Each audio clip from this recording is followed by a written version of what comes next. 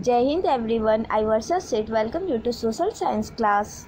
संचार के साधन हम सभी को दूर दराज में रहने वाले अपने मित्रों तथा संबंधियों के हाल चाल जानना तथा उनसे बात करना होता है।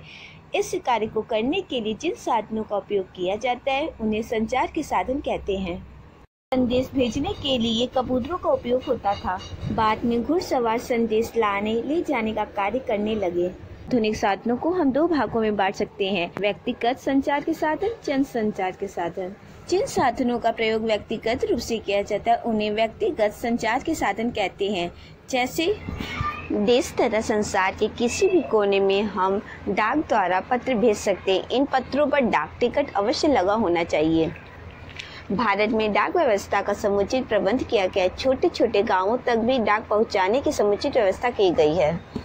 टेलीग्राफ, इसमें बिजली के तारों द्वारा तीव्र गति से संदेश भेजा जाते हैं। इस विधि द्वारा संदेश के कोड या संकेत टेलीप्रिंट के द्वारा भेजे जाते हैं। इन संकेतों को एक स्थान से दूसरे स्थान पर पोस्ट ऑफिस में ऑपरेटर प्राप्त कर सकते हैं।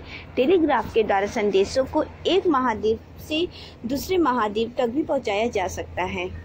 टेलीफोन के आविष्कार के फलस्वरूप संचार के क्षेत्र में क्रांति आ गई है। आजकल टेलीफोन के द्वारा घर बैठे हुए देश विदेश में किसी भी व्यक्ति से बात की जा सकती है।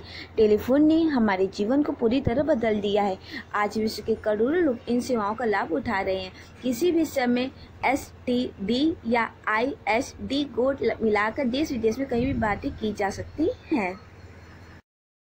जन संचार के साधन, संचार के ऐसे साधन जिनके द्वारा जन समूह तक संदेश पहुंचाया जा सके जन संचार के साधन कहलाते हैं। रेडियो, यह जन संचार के सबसे महत्वपूर्ण तथा पुराने साधनों में से एक है। रेडियो के आविष्कार से संचार के क्षेत्र में जबरदस्त क्रांति आई थी। इस माध्यम ने विश्व को आधुनिकता की ओर ले जाने में महत्वपूर्ण भूमिका निभाई है। टेलीविज़न, यह संचार माध्यमों का सबसे प्रभावशाली रूप है। टेलीविज़न के द्वारा हमें देश विदेश में होने वाली घटनाओं का संक्षिप्त विवरण मिलता है।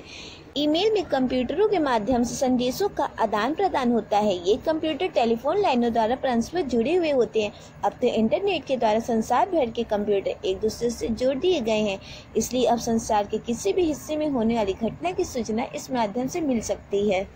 उपग्रह संचार, उपग्रहों के आगमन के बाद संचार के क्षेत्र में क्रांति आ गई है। हम संसार के किसी भी कोने में होने वाली घटना को उपग्रह की सहायता से संचार साधनों पर देख सकते हैं।